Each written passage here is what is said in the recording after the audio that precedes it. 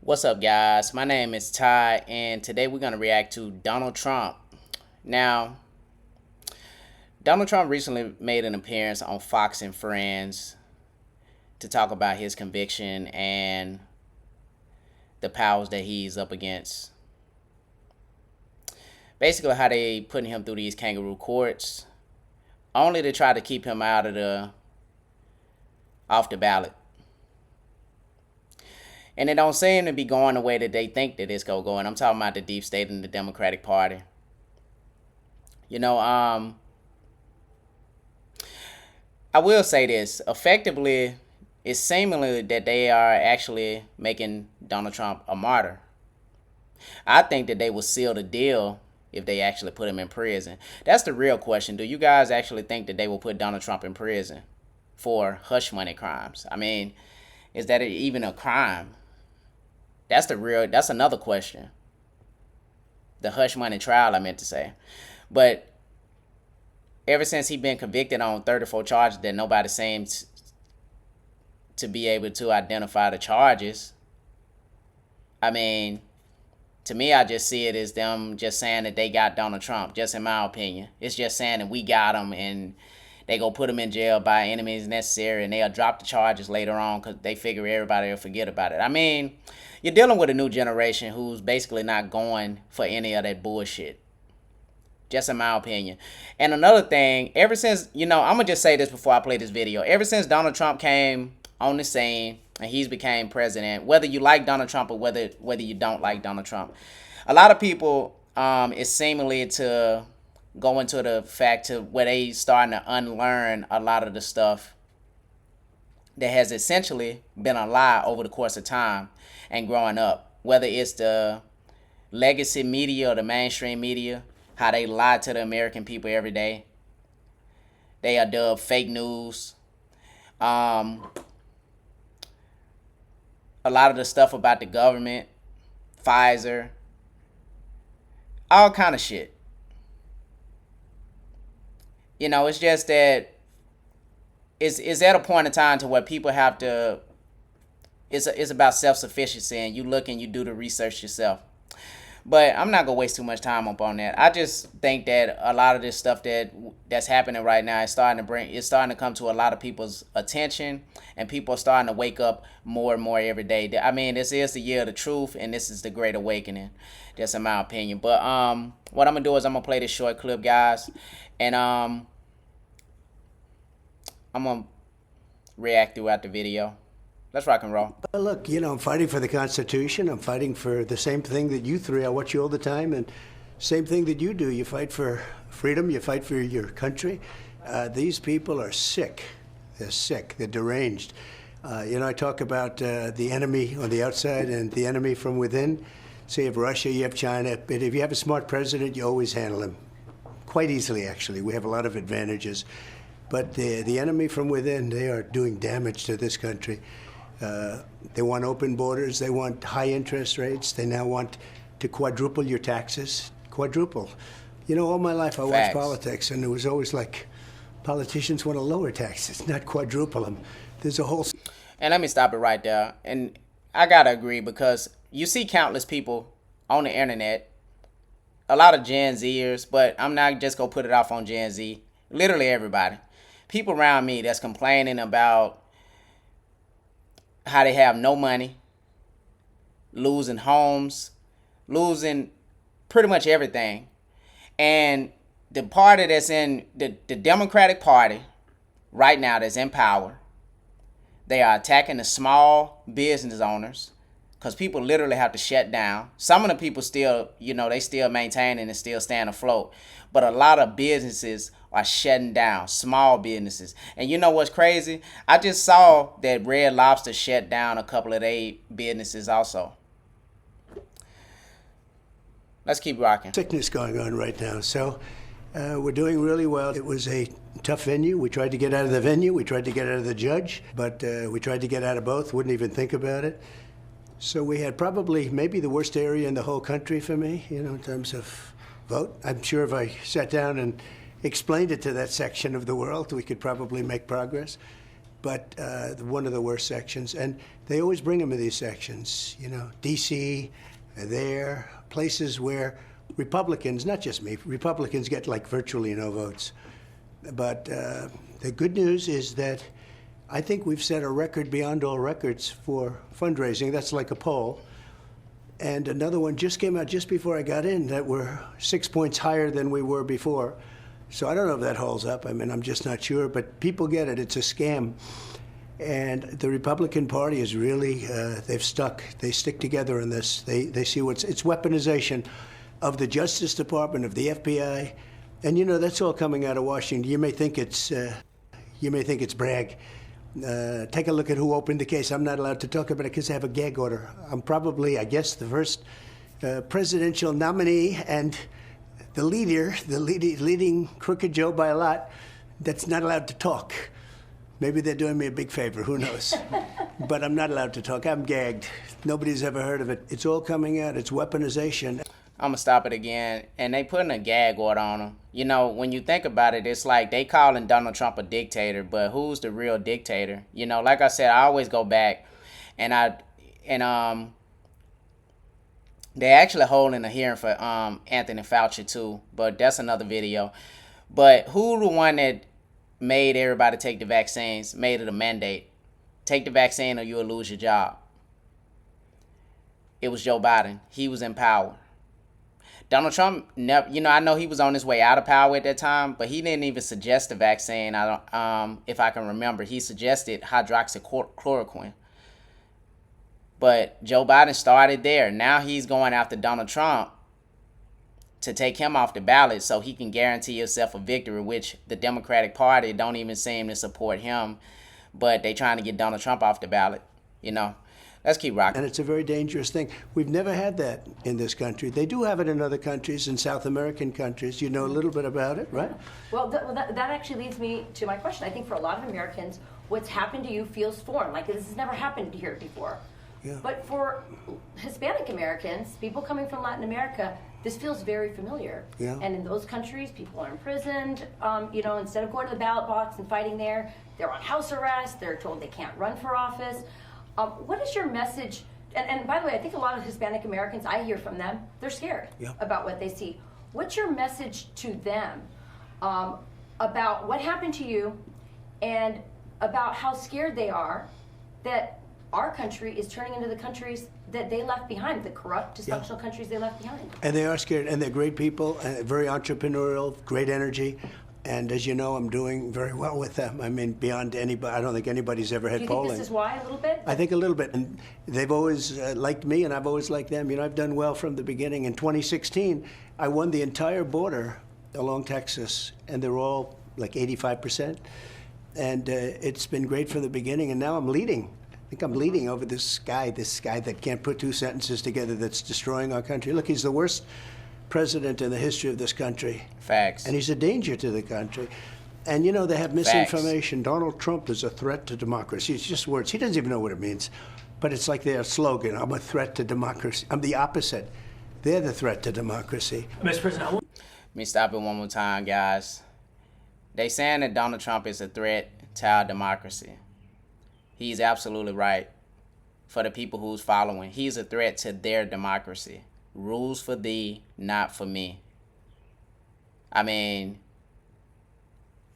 for you to arrest somebody on some petty crimes like that, I mean, I'm hearing different lawyers saying that they wouldn't even take the case and the judge would literally looked at that, a normal judge, you know, would have looked at that case and would have dismissed it. Probably wouldn't have never took it. But the fact is they trying to trump up charges. It's a kangaroo court. The jury all voted Democrat. They lie, and they trying to lock this man up. The real question is, like I said, do you think that they'll actually put him in prison? You know, I say do it. Go ahead and make him a martyr. That'll seal the deal. He's definitely going to be president. It's nothing that's going to stop that Trump train, whether you like it or not. Let's keep rocking. I want to return to the verdict, and I want to explore something you've said several times already in the conversation. You've referenced these people. I'm sure you've seen the video of Joe Biden when he was asked about the verdict, and he gave sort of a smirk to the camera. Terrible. Remember, Bragg didn't want to do the case. He came out. He said, there's no case, and how can you have a witness like so-and-so? I'm not allowed to mention the name. Can you believe this? This guy's allowed to have shows, television shows. I'm not allowed to mention the name. It's so unfair. But regardless, you know, you have to really play the hand that you're dealt. And then you had a jury that was, you know, from a certain persuasion. Would have been hard to do no matter what. But I did absolutely nothing wrong. I mean, absolutely. Think of it. You know, I hate what they say, a bookkeeping, this and that. It's not. It's called, think of it, expense. I use the word expense. Legal expense. I pay a lawyer. He wasn't a fixer. He was a lawyer at the time. I pay a lawyer, and he's a lawyer. It's called legal expense. A bookkeeper, without ever speaking to me, because she did the right thing, who's been with me for years, marks it down as legal expense. In other words, I paid a legal expense. It's marked down as a legal expense. And they say that's a fraud. What am I going to call it? Did you ever see a ledger? Do you ever study accounting? The line's like about an inch long and an eighth of an inch wide. You can't write the story. But there is no story.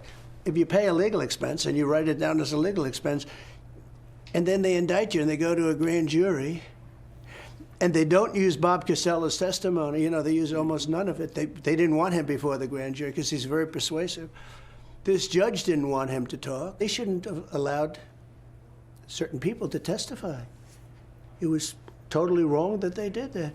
So everyone tells me this is the easiest case they've ever seen to overturn, but they don't care because they want to last till after the election. Now, the only problem they have is that so far my poll numbers have gone up. You explain this to me because I don't. Pete maybe can explain it. Maybe Will. I don't know. Maybe Will can. They're smart in Texas, right? But the poll numbers have gone up substantially. I don't know if that's going to remain that way. You changed your tone at some point during the trial. I would say maybe a bit more hopeful in the beginning, and then towards the end you said something to the effect of even Mother Teresa couldn't be acquitted in this venue. Was there a moment in the trial that you felt like it turned, or you saw that it was headed in a certain direction? Nelson Mandela Well, when couldn't you either. object to something, your lawyers object, good lawyers, professional lawyers, good records, nice people. You know, I've had a lot of lawyers that weren't nice, and sometimes you're better off that way. These are really fine people. They'd object. Not accepted, not accepted, not accepted. When the government, meaning the DA, Bragg, when he said something, all right, good, that's fine. Go ahead, more. But the main thing is this, that this was turned down by the Southern District. This is over years. This could have been brought 7 years ago. You know, they tried to rush it because they wanted it before the election. But this could have been brought 7 years ago, but they didn't have any intention. A case like this has never been brought before. And there's never been a case where a state has gone after a federal election. In other words, that's for a federal. That's for like the Southern District to go. Southern District turned it down. We got clearance from the FEC, Federal Election Commission, clearance. They're suing, saying we violated a thing, but they gave us clearance. But the charge was written, I mean, it was like a weird charge. You'd have a little of this, a little of that, do a little of this, throw a little, mix it up. You set the arraignment date for 4 days before the RNC. Yeah, well, that's part of the game. It is. Some have suggested you could appeal straight to the Supreme Court because of the special nature of this case. When it comes to the legal maze that you're still facing, and the judge could decide to say, hey, house arrest or even jail. It How could. do you face what that could look I'm like? okay with it. I saw one of my lawyers the other day on television saying, oh, no, you don't want to do that to the president. I said, you don't beg for anything. You just, the way it is. Think of it. They have all my books. You know, they went to, for 5 years, they sued me getting my tax returns, right? At the end of 5 years, they got them. The Supreme Court actually gave it to them. That was the end of it. That was it. They never found anything. They hired the best accounting firms. I had a pure gold firm. They call it a gold-rated firm. I don't know what it's supposed to be. Who knows? But with all that stuff, for years you heard about my tax. They never looked into the Clinton Foundation. And they never found it. They never went all the way with the Clinton Foundation. They never went all the way with the Clinton Foundation, which is sort of interesting, isn't it? But so that could happen. I don't know that the public would stand it. You know, I'm not sure the public would stand for it. With a, You're saying if they tried house arrest or... I think it would be tough for the public to take. You know, at a certain point, there's a breaking point. People ask you, why do you do this? How can you do this? I mean, not to mention the rally after rally, the energy. But maybe the question isn't how do you do this, over and over. But how does your family do this? All the obstacles, these are things you care about. Your ambitions for the country. What about everybody around you? So I think in many ways it's tougher on them than it is on me. They're good people, all of them, everyone. I have a wonderful wife who has to listen to this stuff all the time. They do that for this reason. They do that, all these salacious names that they put in of these people. And I'm not even allowed to defend myself because of a gag order. Think of it. But they put this stuff in to create havoc. These are bad people. I know everything they're doing. I know every move they make. I get it. But a lot of people don't. But it's tougher. I think it's probably, in many ways, it's tougher on my family than it is in me. How's Melania doing with it? She's fine, but I think it's very hard for her. I mean, she's fine. But it's, she has to read all this crap. What about Barron? People started to focus on Barron recently.